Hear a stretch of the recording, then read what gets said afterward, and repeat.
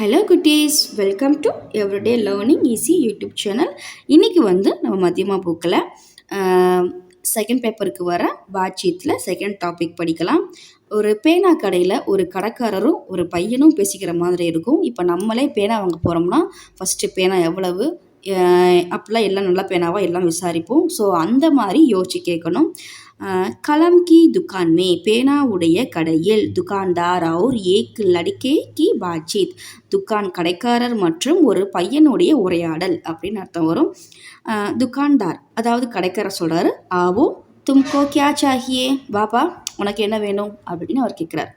லடுக்கா அந்த பையன் சொல்கிறான், முஜே ஏக் அச்சி கலம் சாஹியே, நம்மளே போனாலும் எனக்கு ஒரு நல்ல பேனா கொடுங்க அப்படி தான் கேட்போம். ஸோ அவனும் அப்படி தான் கேட்குறான், முஜே ஏக் அச்சி கலம் சாஹியே, எனக்கு ஒரு நல்ல பேனா கொடுங்க, அதாவது வேணும் அப்படின்னு அவன் சொல்கிறான். துக்கான்தார், யஹாங் சப் தரக்கி கலமே ஹைன் கோன்சி கலம் சாஹியே, இங்கே எல்லா விதமான பேனாக்களும் இருக்குது, எந்த மாதிரி பேனா உனக்கு வேணும் அப்படின்னு அவர் கேட்குறார். இந்த லடுக்கா சொல்கிறான், முஜே 50 ரூபாய்க்கு கோயி அச்சி கலம் திக்காயே, எனக்கு 50 ரூபா மதிப்பிலான ஏதாவது ஒரு நல்ல பேனாவை காட்டுங்க அப்படின்னு சொல்கிறார். இப்போ துக்கான்தாரர், எகு தேக்கோ, ஒரு பேனாவை கொடுத்து இதை பாரு அப்படின்றார். எகு பகுத் அச்சி கலம்க, இது ரொம்ப நல்ல பேனா அப்படின்னு அவர் சொல்கிறார். அடுத்து பையன், அந்த பையன் சொல்கிறான், இஸ்கா தாம் கியா ஹே, இதனுடைய விலை எவ்வளவு அப்படின்னு அவன் கேட்குறான். துக்கான்தார் சிர்ஃப் 50 ரூபாய் ஹைன், நம்ம தமிழில் மட்டும் 50 ரூபாய் மட்டும் அப்படின்றது அந்த விலையை சொல்கிறதுக்கு அப்புறம் போடுவோம். ஆனால் ஹிந்தியில் அந்த சிர்ஃப்ன்றது மட்டும் அப்படின்ற மீனிங் வரும்.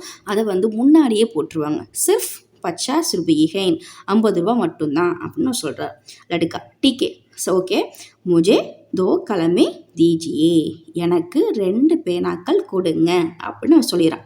துக்கான்தார், அச்சா லேலோ, நல்லது எடுத்துக்கோப்பா, 100 ரூபாயே 100 ரூபா கொடு அப்படின்னு அவர் கேட்குறாரு.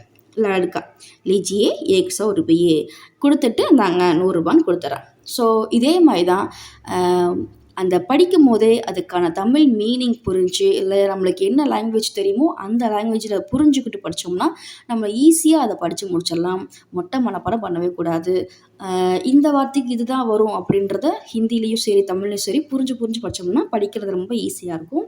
ஸோ பிடிச்சிருந்தா லைக் பண்ணுங்கள், தொடர்ந்து சப்போர்ட் பண்ணுங்கள், சப்ஸ்கிரைப் பண்ணுங்கள். தேங்க்ஸ் ஃபார் வாட்சிங்.